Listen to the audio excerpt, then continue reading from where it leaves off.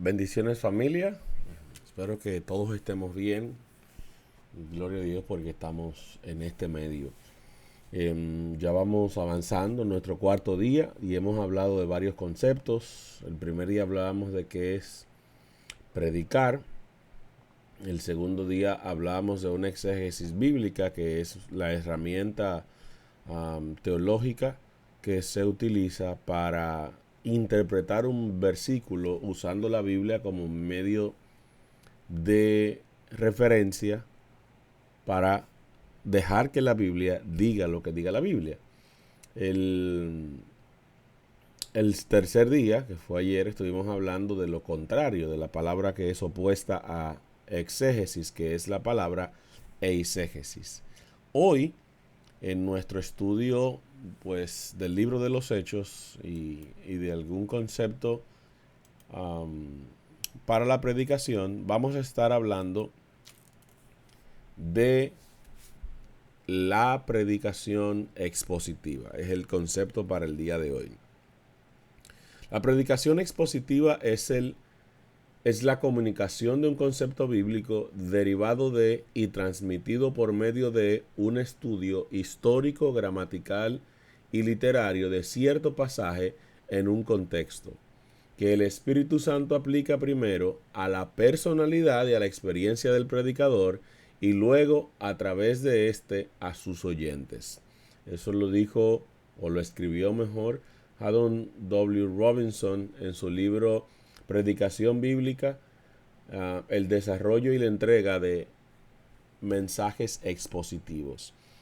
Es importante destacar que la predicación expositiva debe ser el objetivo de todos nosotros. Y mañana vamos a entender por qué. Voy a dejarlos con la intriga en ese sentido. Pero si ustedes pueden observar, la predicación expositiva es aquella pues que presenta el mensaje que el Espíritu Santo transmite primero a la personalidad quien va a predicar y lo pone en su experiencia de vida.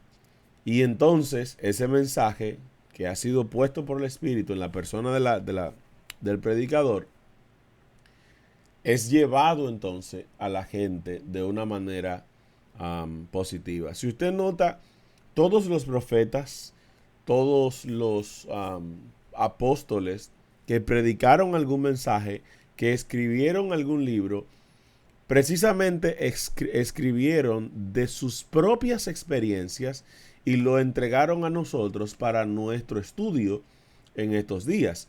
¿Por qué? Porque cada mensaje era literalmente la vida de cada uno de ellos que hoy nos llega a nosotros como medio de estudio. Si usted, por ejemplo, estudia la vida de Pablo, Pablo era un hombre bastante versado en el estudio de la palabra, como él mismo se autoproclama, uno de los mejores estudiantes de Gamaliel, quien era un doctor de la ley de su tiempo. Pablo utiliza pues la predicación del evangelio de la gracia. ¿Por qué Pablo predica del evangelio de la gracia y de la predicación del mensaje de justificación? Porque fue lo que Pablo recibió como respuesta a lo que el Espíritu de Dios hizo en su vida. Recordemos que Pablo era un hombre que vivía en el legalismo absoluto. Cuando Pablo se encuentra con Jesús, que lo tira del burro, pues Pablo se encuentra con que la vida religiosa no tiene ninguna bendición en sí misma, sino que el conocer a Cristo y que vivir de acuerdo al sacrificio de Cristo que abrió las puertas al hombre, al cielo, es lo que debiera predicarse. Y a partir de esa experiencia, Pablo cambió de un frío legalismo que él había aprendido durante toda su vida a una experiencia de una justificación a través de la fe por el sacrificio de Cristo. Entonces, ese fue el mensaje de toda la vida de Pablo. Usted puede leer a Pablo en todas sus cartas y usted se va a dar cuenta que Pablo en todas ellas predica de lo mismo. Y y donde usted va a encontrar a Pablo peleando más fervorosamente en contra de el legalismo es en el libro de Gálatas. Específicamente en el capítulo 3 usted va a encontrar mucho más eso, donde él le advierte a los Gálatas que habiendo comenzado por la gracia no caigan en el legalismo nuevamente, porque esa fue su propia experiencia de vida. Entonces, todo predicador, todo aspirante a predicador debe tener claro que usted no puede dar lo que no tiene. Usted necesita experimentar una relación con Cristo, necesita ser influido por el Espíritu de Dios a través de un mensaje en lo particular, y esa va a ser la misión de su vida. Eso es lo que usted va a exponer al mundo que lo escuche predicar. Así que recordemos que nuestra meta como predicadores es la predicación expositiva. Dicho estas palabras, vamos a dar la oportunidad a que nuestra querida hermana Sujei, quien tiene pues el tema de hoy del capítulo número 4 del libro de Hechos, pues presente la palabra de Dios. Sujei, el tiempo que resta es suyo. Gracias, Marcial. Buenos días. Bendiciones para todos y para todas. Que la paz de Dios sea con ustedes en esta mañana. Antes de iniciar, yo voy a repartir algunos textos bíblicos que me gustaría lo tengan en queue para que en su momento me lo puedan leer. Quiero que alguien tenga ahí a mano el capítulo 4 del libro de Hechos, versículos del 1 al 3. Ok, Ana María la tiene. Bien.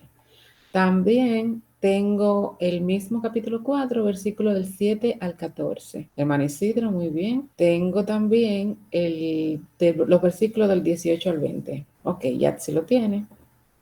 Y los últimos versículos del 29 al 31. Víctor, por favor, tenlo ahí en Q. Muy bien. En esta mañana tenemos un tema súper interesante, impactante para mí, aunque había leído la historia anteriormente, pero como que cuando uno se pone a estudiarla así como de profundo, como que uno puede tener una visión diferente del contexto. Y yo he titulado el tema de esta mañana, que nada te impida decir lo que has visto y oído. Está basado en el capítulo 4 del libro de Hechos y los versículos finales del capítulo 3 también. Y en el capítulo número 6, que habla acerca de a la puerta del templo, de la pluma inspirada en el libro Hechos de los Apóstoles. Ok, vamos a orar. Querido Padre Celestial, Dios eterno, Dios de amor y Dios de misericordia, en esta mañana, Señor, le honramos, le glorificamos, exaltamos su santo nombre. Le damos, oh Dios, la oportunidad en esta ocasión de que usted quite nuestros pensamientos, nuestras palabras, nuestras acciones, y que usted pueda poner lo suyo, Señor, de manera que no sea yo que hable, que no sean mis palabras, que no sean mis gestos, Señor, que no sean mis pensamientos, sino que su Espíritu pueda usarme en esta hora para la exposición de su palabra. Que de la manera, Señor, que fui impactada a través de esta historia, Señor, usted puede impactar cada corazón aquí presente. Que el mensaje esencial que trae esta hermosa historia pueda ser impregnado en cada corazón. Y que lo que usted quiere que hagamos a través de este mensaje, Señor, pueda ser realizado en cada una de nuestras vidas. Perdona nuestros pecados, Señor. Utilícenos para la gloria de su nombre, para el avance de su obra. Y que usted pueda bendecir, oh Señor, toda esta exposición. En el poderoso nombre de Jesús. Amén.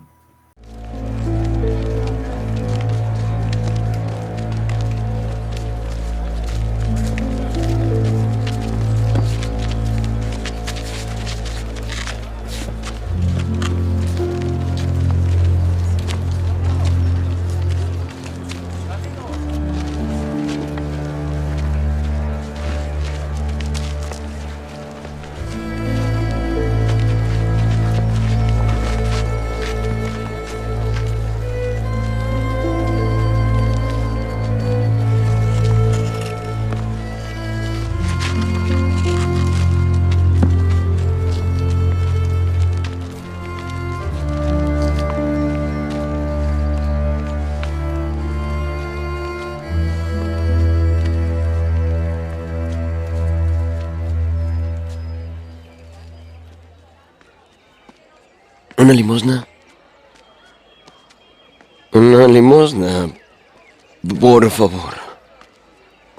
Míranos.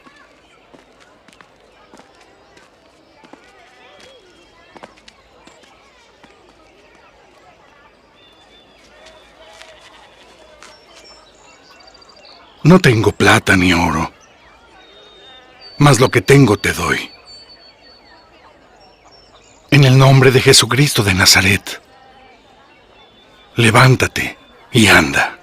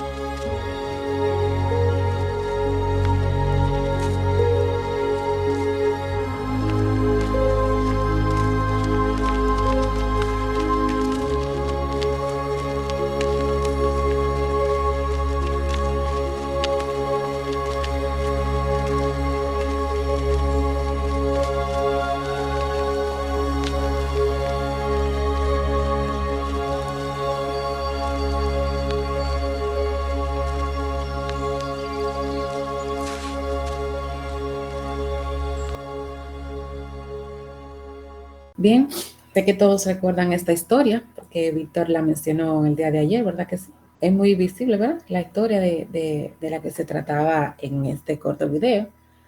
Y Víctor lo decía ayer en la parte final de su exposición, en los versículos finales, él mencionaba la obra que Pedro y Juan habían hecho, que fue la de dar sanidad en el nombre de Jesucristo a este cojo. Este es un hombre que había sido cojo desde su nacimiento. La Biblia dice que con sus 40 años, desde sus 40 años, desde su nacimiento, perdón, había estado padeciendo de esa enfermedad. Y vemos aquí cómo este cojo recibe la sanidad por medio de Pedro, un discípulo de Cristo. Y en realidad, cuando Pedro ve cómo se amontona la gente, ¿verdad? Y se asombra al ver este cojo de nacimiento entrar ahora caminando al templo. Las personas se asombraron y conocieron que un milagro había acontecido en la vida de este cojo. Así es que fue inevitable que las personas se asombraran y se amontonaran alrededor de Pedro y Juan. Sin embargo, la respuesta de Pedro, o sea, Pedro le dice, o sea, ¿por qué ustedes se asombran? ¿Por qué se sorprenden de esto? Ustedes creen en Jesucristo y entregan su corazón a Él, también podrán hacer estas y otras obras. Así es que Pedro les hablaba y les predicaba de la palabra de Dios. Quiero leer lo que dice el libro de Hechos de los Apóstoles en el capítulo 6, que es el capítulo que estamos estudiando en esta historia, acerca de este cojo. Dice que este desdichado había deseado durante largo tiempo ver a Jesús para que lo curase, pero estaba impedido y muy alejado del escenario en donde operaba el gran médico. Sus ruegos movieron por fin a algunos amigos a llevarlo a la puerta del templo, y al llegar allí supo que aquel en quien había puesto sus esperanzas había sido muerto cruelmente. Así que cuando este cojo logra llegar al templo, porque unos amigos, después de muchos ruegos, lo llevan, todas sus esperanzas quedaron desmoronadas en ese momento porque se da cuenta que Jesús había sido crucificado y sus esperanzas al querer ir al templo era que Jesús pudiera hacer un milagro como lo había hecho en otras personas y que Jesús pudiera hacer ese milagro en él y él pudiera caminar. Sin embargo, vemos que aquí los discípulos de Jesús, Pedro y Juan, dirigidos por el Espíritu Santo de Dios, pudieron orar por él y él recibió sanidad. Quiero pedir a, creo que fue Ana María, ¿verdad? Que tomó los versículos del 1 al 3, si lo puede leer, por favor. Hechos capítulo 4, versículo del 1 al 3. Mientras ellos hablaban al pueblo, vinieron sobre ellos los sacerdotes con el jefe de la guardia del templo y los saduceos, resentidos de que enseñaran al pueblo y anunciaran en Jesús la resurrección de entre los muertos. Y les echaron mano y los pusieron en la cárcel hasta el día siguiente, porque era ya tarde. Muy bien. Gracias, Ana María. Aquí vemos la obra de Satanás, ¿verdad? Obrando a través de los sacerdotes, los saduceos y los dirigentes del templo. Cuando ellos vieron esta multitud amontonada, cuando ellos vieron la obra que los discípulos habían hecho, se sintieron atemorizados y en algún sentido sintieron el mismo temor que habían sentido cuando Jesús estaba haciendo su obra aquí en la tierra. Y ellos querían impedir que eso siguiera sucediendo. Así es que por la hora que ya era, no pudieron emitir un juicio en ese momento, ni llevarlo ante el Sanedrín ese día. Sin embargo, lo enviaron a la cárcel y permanecieron allí hasta el día siguiente. A pesar de eso, dice el versículo 4, que las personas que estaban allí, a las cuales se dirigió Pedro y Juan, eran alrededor de 5,000 hombres. Así es que, a pesar de que en aquel momento los dirigentes del templo, los sacerdotes y los saduceos enviaron a Pedro y a Juan a la cárcel, la obra que ellos habían hecho de predicación, el milagro del que habían sido testigos muchas personas, no se podía ocultar. Y la palabra de Dios había acabado el corazón de muchas de esas personas que estaban allí escuchando. Y la pluma inspirada en el mismo capítulo 6 de Hechos de los Apóstoles dice: después de la resurrección de Cristo, los sacerdotes habían difundido lejos y cerca el falso informe de que su cuerpo había sido robado por los discípulos mientras la guardia romana dormía. ¿Ustedes recuerdan el acontecimiento cuando Jesús resucitó?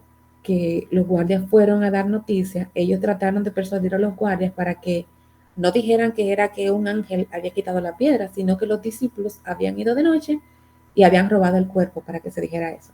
Y por mucho tiempo ellos crearon esa falsa idea, pero sin embargo las evidencias eran muy notorias, estaba ahí. No es sorprendente, sigue diciendo la pluma inspirada, que se disgustaran cuando oyeron a Pedro y a Juan predicando la resurrección de aquel a quien ellos habían asesinado. Especialmente los saduceos se excitaron muchísimo.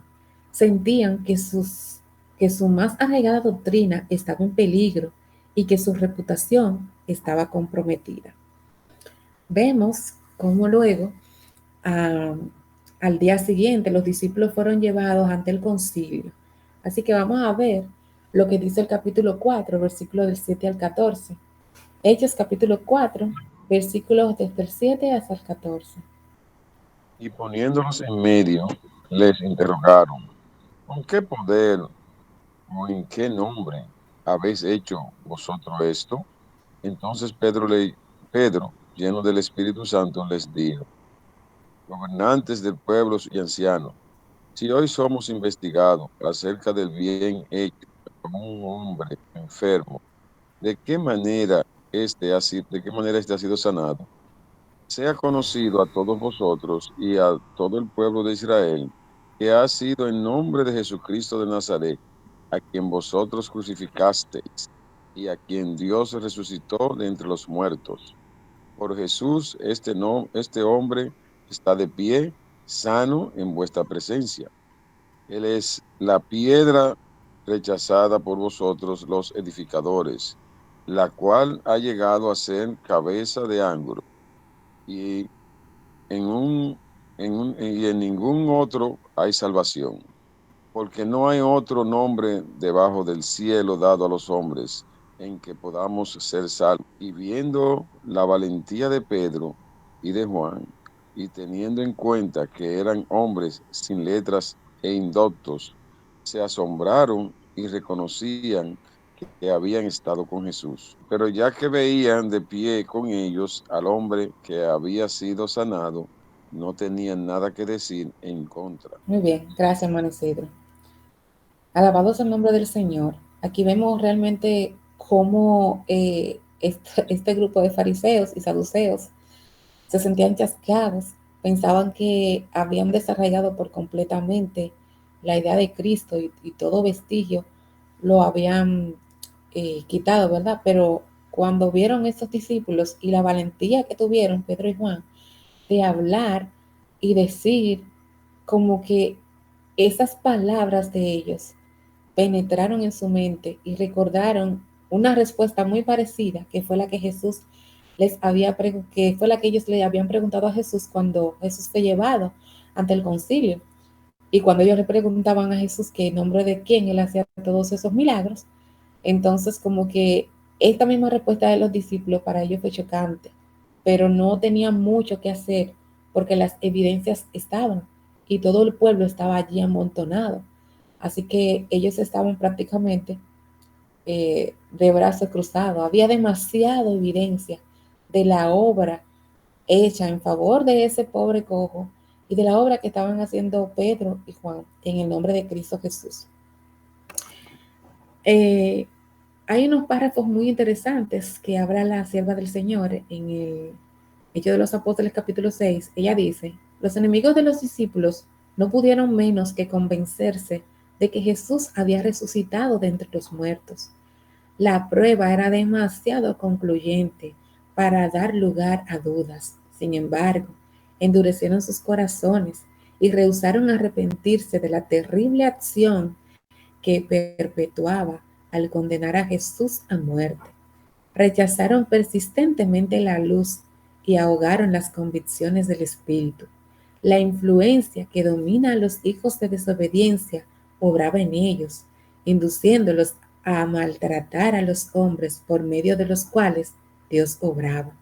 La ira de Dios no se declara contra los pecados impertinentes meramente por causa de los pecados que han cometido, sino por causa de que cuando son llamados al arrepentimiento, escogen continuar resistiendo y repiten los pecados del pasado con desprecio de la luz que se les ha dado.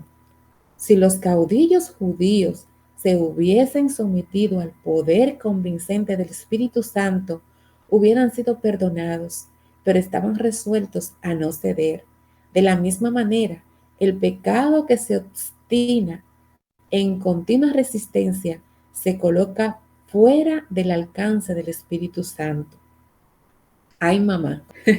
Aquí vemos cómo por una segunda oportunidad, por una segunda vez, ellos tuvieron la oportunidad y de alguna u otra manera sus corazones habían querido sensibilizarse a la obra del Espíritu Santo de Dios. Sin embargo, ellos prefirieron seguir endureciendo sus corazones y pudieron en ese momento reconocer la obra maravillosa de Jesucristo, reconocer que Cristo realmente era el Rey, era el Señor. Sin embargo, prefirieron seguir en su apostasía, prefirieron seguir en su maldad, endurecieron sus corazones y dieron la espalda a la voz del Espíritu Santo. Tras esta evidencia maravillosa que estaba a la vista de todos, de las maravillas que Dios había hecho, ellos no podían hacer nada. En ese momento sí que no podían hacer nada. Sin embargo, vamos a ver lo que dice el capítulo 4, los versículos del 18 al 20 del libro de Hechos. Y llamándolos, les intimaron que en ninguna manera hablasen ni enseñasen en el nombre de Jesús. Mas Pedro y Juan respondieron diciéndole, juzgad si es justo delante de Dios obedecer a vosotros antes que a Dios, porque no podemos dejar de decir lo que hemos visto y oído. Amén. Muy bien. Esta última parte que dicen los discípulos me llama la atención porque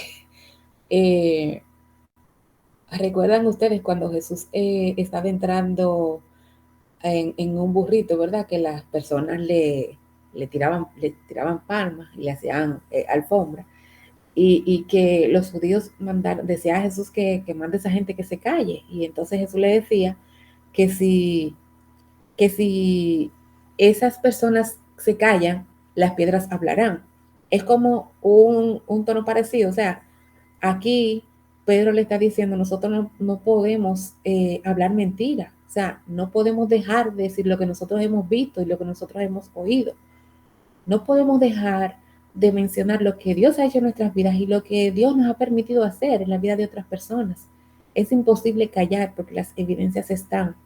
Así que qué golpe de estado para ellos. Ya ellos no podían hacer nada. Sin embargo, trataron de persuadirlo, trataron de amenazarlo para que no siguieran hablando en el nombre de Jesús. Sin embargo, la respuesta que ellos dieron en ese momento fue una respuesta chocante. Y qué interesante porque este escenario en el que se estaba presentando este hecho fue un escenario en el que tiempo atrás Pedro había negado a Jesús. Así que por un momento en el corazón de los fariseos, de los saduceos, vino la idea de que podían persuadirlo y de que este discípulo tan débil que había negado a Jesús en esta ocasión podía volverlo a negar y podía ceder a, a la oferta que ellos le estaban haciendo. Sin embargo, la pluma inspirada dice lo siguiente acerca de este hecho en particular.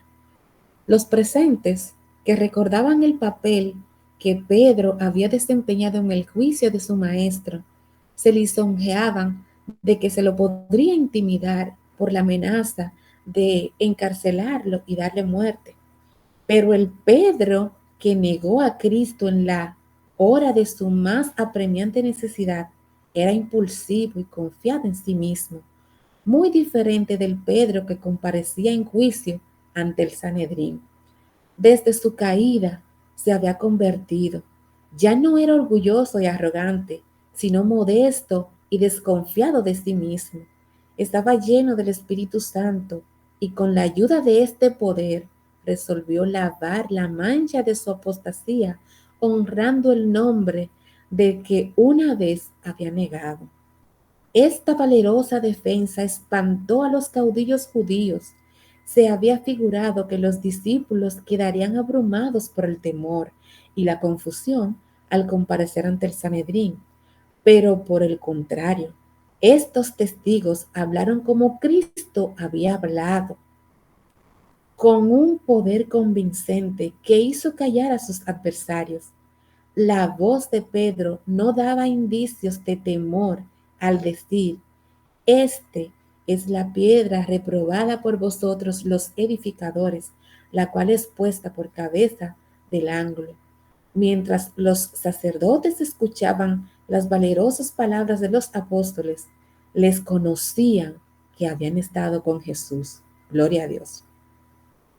Y sigue diciendo la sierva del Señor: lo habían crucificado, pero aquí había una prueba convincente de que no habían puesto fin a la operación de milagros en su nombre, hablando acerca de Jesús, ni la proclamación de la verdad que él enseñaba.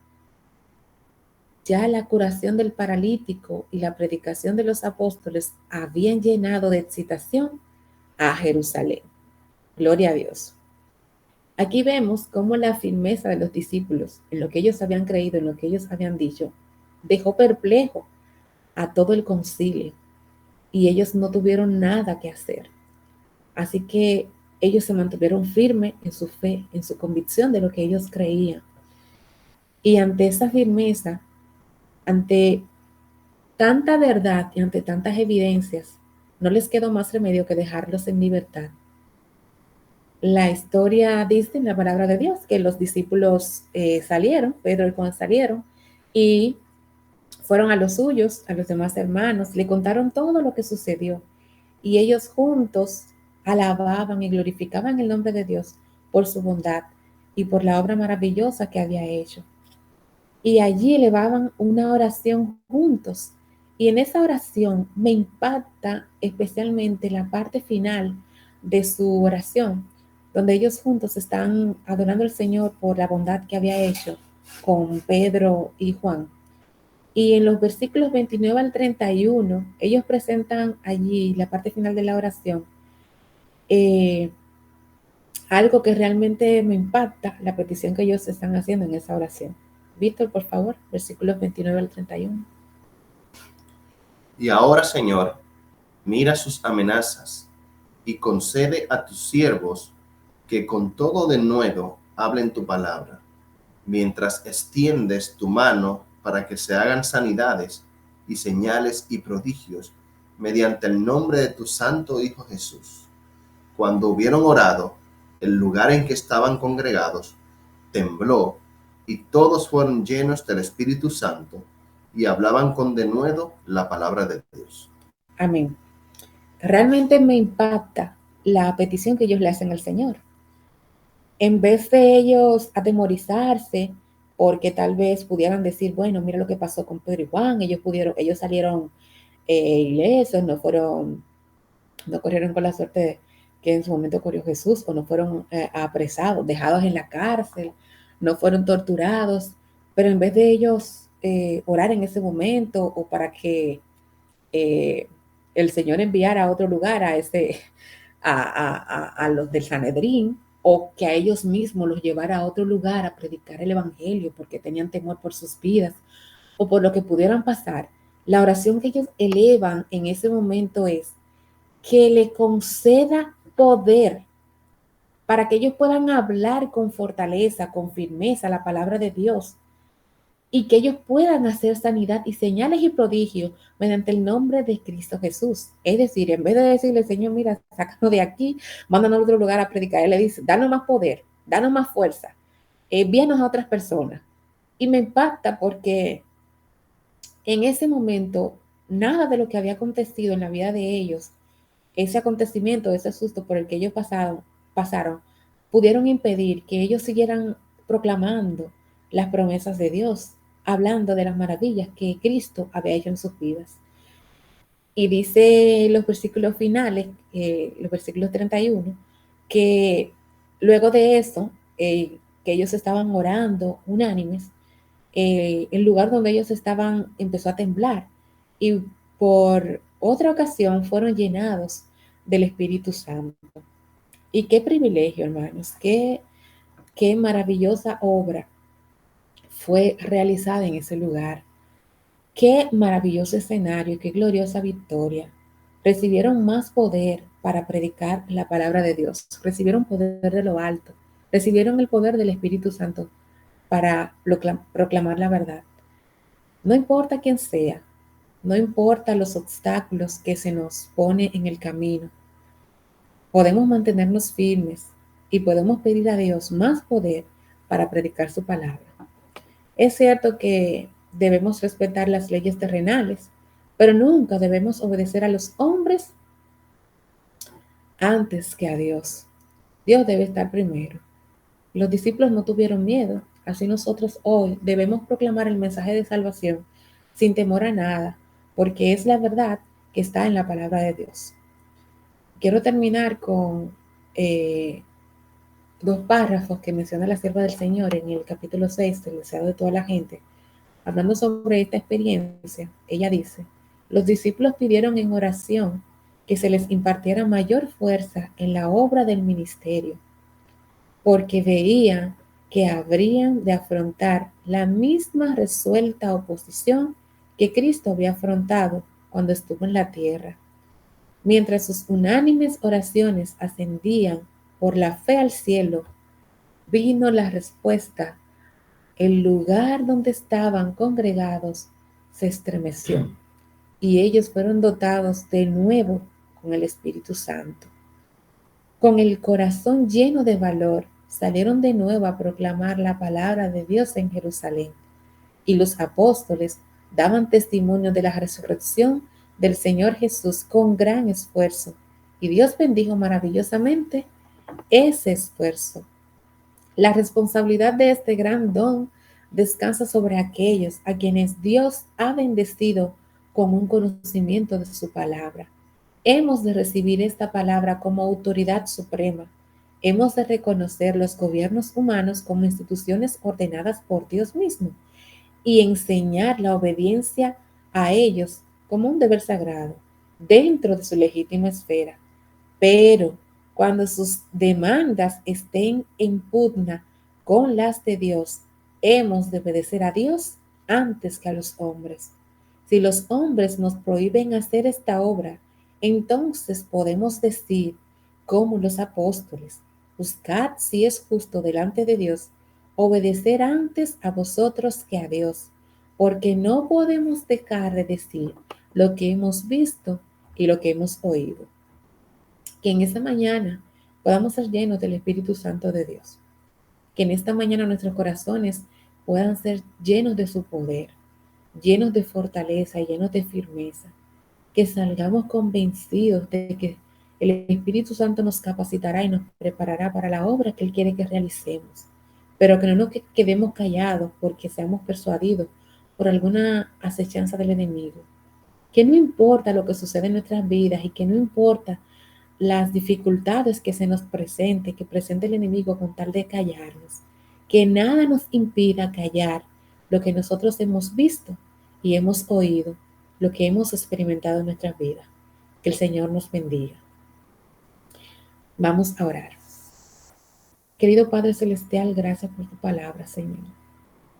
Gracias, Señor, por el poder que usted concedió a sus discípulos.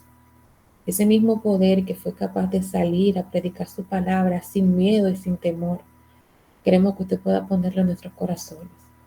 Que nos dé la sed, el hambre, el deseo, Señor, de decirle a otros lo grande que es su poder, las maravillas que usted ha hecho en nuestras vidas y que puede hacer en la vida de aquellos que se depositan en sus manos. Denos poder de lo alto, denos su Espíritu Santo, Señor, para predicar sin temor a nada. Y que nada ni nadie nos impida hablar de las maravillas que usted ha hecho en nuestras vidas. Gracias, Señor, por esta mañana y gracias por la exposición de su palabra. En el poderoso nombre de Jesús. Amén. Amén.